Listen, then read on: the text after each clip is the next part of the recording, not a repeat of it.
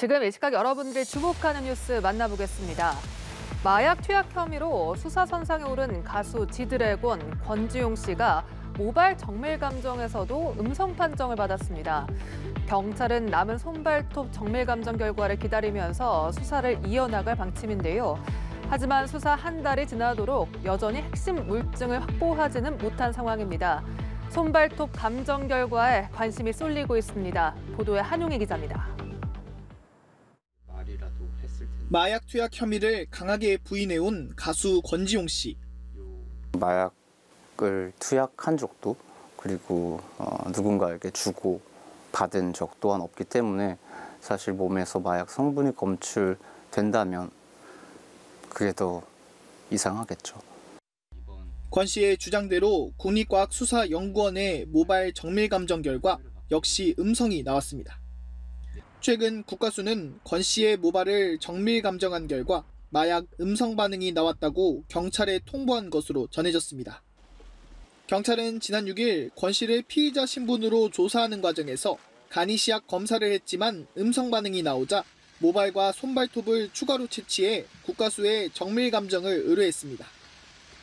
간이시약 검사는 보통 5일에서 10일 전에 마약을 했다면 양성 반응이 나오지만 그 이전에 투약한 경우는 감정이 어렵습니다.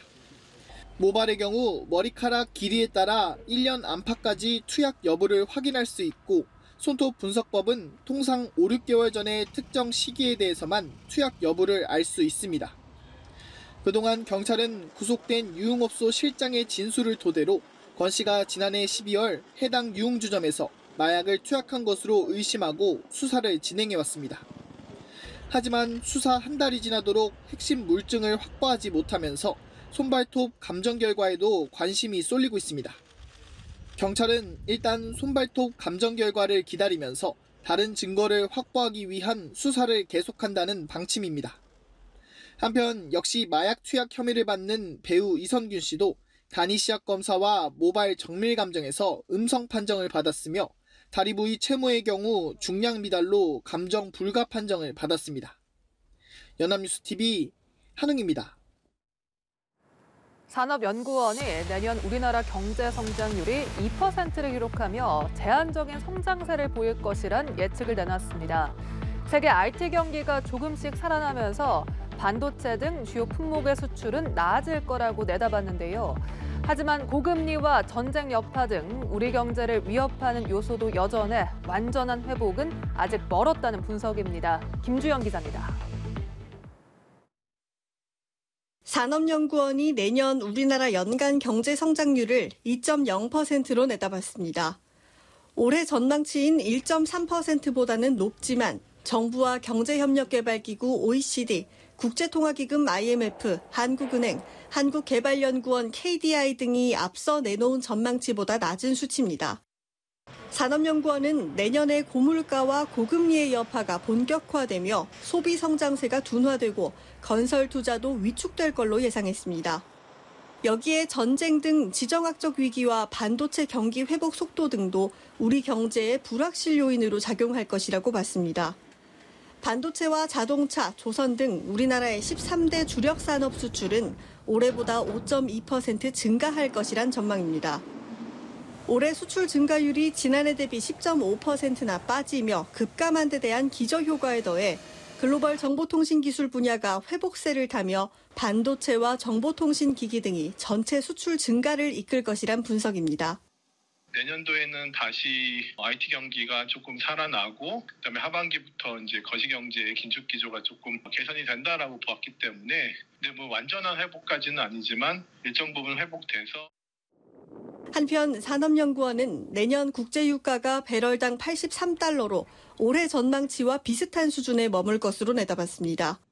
글로벌 경기 둔화에 수요가 줄 것으로 예상되고 산유국들은 공급을 늘릴 가능성이 있기 때문입니다. 원달러 환율은 미국 기준금리 인하에 대한 기대와 우리나라 수출 회복에 힘입어 완만한 하락세를 보이며 1,280원 안팎으로 전망했습니다. 연합뉴스TV 김주영입니다. 수능이 끝난 고3 수험생들 자유시간을 만끽하고 있을 텐데요. 길거리 상점부터 놀이공원, 백화점까지 수험생 할인 행사도 풍성합니다. 하지만 이 할인 혜택 때문에 수험표를 사고 파는 경우가 있는데요. 이 수험표를 산 사람이 사진이나 이름을 바꿨으면 공문서 위조에 해당돼 판매자와 구매자 모두 법적 처벌을 받을 수 있습니다. 서영석 기자입니다. 젊음의 거리 홍대. 평일 아침부터 어느 때보다 발걸음이 가벼운 고3 학생들이 삼삼오오 나와 구경하기 바쁩니다. 수험표는 필수품, 콘택트 렌즈부터 화장품, 옷까지 등 수험표만 보여주면 할인을 받을 수 있는 게 즐비하기 때문입니다. 이제 끝났으니까 할인받고 싶어서 들고 나왔어요. 저희 일단 서점 할인받을 거고 가능하면 음식점도 할인받아보고 싶어요. 이렇게 만능 할인권이나 다름없는 수험표로 자유의 시간을 만끽하고 있는 건데요. 다른 한편에서는 이런 수험표를 사고 파는 것도 쉽게 찾아볼 수 있습니다. 할인 행사 등을 노리고 올해도 어김없이 인터넷 커뮤니티 게시판과 개인 SNS 계정을 통해 수험표를 사고 파는 글이 등장하고 있는 겁니다. 수험표를 사고 파는 것 자체가 위법은 아니라지만 수험표를 산 사람이 사진이나 이름을 바꾸게 되면 공문서 위조에 해당합니다. 수험표를 판 학생도 위험이 따릅니다. 수험표에 있는 개인정보가 악용될 경우 스미싱이나 보이스피싱 등 침해 피해를 입을 수 있습니다. 따라서 타인에게 매매에 양도하거나 이벤트 업체에 제공해서는 안 됩니다. 고된 시험을 치른 수험생들이 누릴 수 있는 잠깐의 작은 보상. 자칫하면 작은 유혹에 넘어가 범죄의 표적이 될 수 있습니다. 연합뉴스 TV 서영석입니다. 지미 카터 전 미국 대통령 부인인 로절린 카터 여사가 94세의 나이로 세상을 떠났습니다. 공동 대통령으로 불릴 만큼 막후에서 영향력을 행사한 로절린 여사는 카터 전 대통령과 삶의 모든 단계를 함께한 동반자였는데요. 역대 미국 대통령 부부 중 최장기 퍼스트 커플의 기록을 남기게 됐습니다. 로절린 여사의 생을 황정현 기자가 돌아봤습니다. 태어날 때부터 남편과 이웃이었던 로절린 여사. 어릴 적부터 친구였던 두 사람은 해군사관 생도가 된 카터 전 대통령이 잠시 집에 돌아왔을 때 데이트를 시작한 이후 이듬해 결혼에 성공합니다. Growing up, high school, college, I didn't think I would ever get married.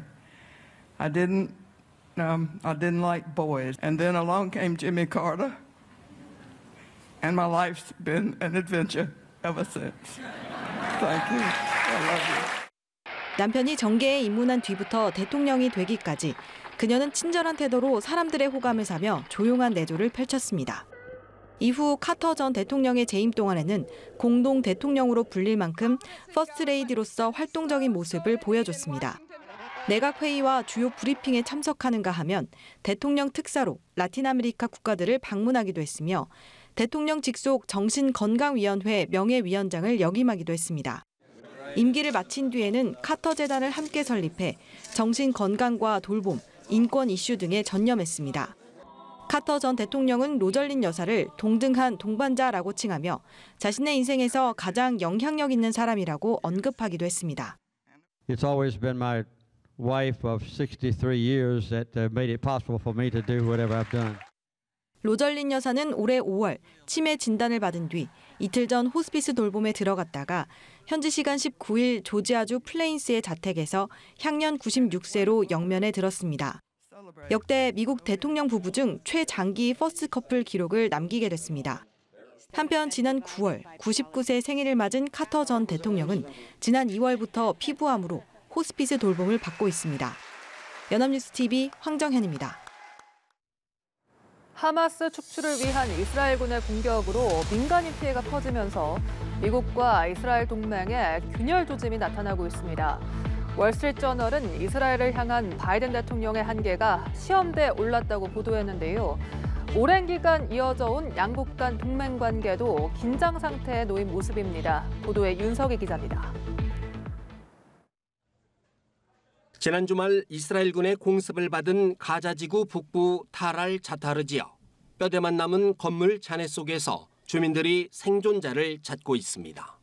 이 지역은 특히 유엔이 운영하는 피난민 보호학교가 있는 곳으로 학생과 어린이 등 다수가 사망한 것으로 알려졌습니다. في خوف طول الليل ما بنعرف ننام لا بالليل ولا بالنهار ما بنلاقي الا صاروخ نزل هين يعني ما. 이스라엘군이 진입했던 알시파 병원에서는 미수가 31명이 긴급 구조되는 등 가자 지구의 의료 상황도 악화 일로입니다. 세계보건기구 WHO는 알시파 병원을 죽음의 지대로 부르면서 대피를 촉구하고 있습니다. Died and last two were this morning because the lack of medicine, the lack of electricity, the cut of electricity, the water is not sanitized and 월스트리트 저널은 민간인 사상자가 급증하면서 이스라엘을 향한 조 바이든 대통령의 지지가 한계를 시험받고 있다고 보도했습니다. 오랜 기간 이어져 온 양국 간 동맹 관계도 긴장 상태에 놓여 있다고 전했습니다. No, I have not been reluctant in expressing my concerns what's going on, and it's my hope and expectation that there will be less intrusive action relative to the hospital. 전쟁 종료 이후 가자지구 통치를 놓고도 미국은 팔레스타인의 자결권을 존중한다는 입장이지만 이스라엘은 테러가 재발할 것이라며 반대하고 있습니다. 서한지구를 통치하고 있는 팔레스타인 자치정부에 맡기는 방안도 불신하며 강경한 입장을 굽히지 않고 있습니다. לחצו עלינו להסכים להפסקת אש מלאה. סירבנו והעברתי. אנחנו נסכים רק להפסקת אש זמנית ורק תמורת החזרת חטופינו. 월스트리트 저널은 네타냐후 총리와 강경파를 통제하려는 노력은 바이든 행정부의 지속되는 도전이라고 전망했습니다. 연합뉴스 TV 윤석입니다.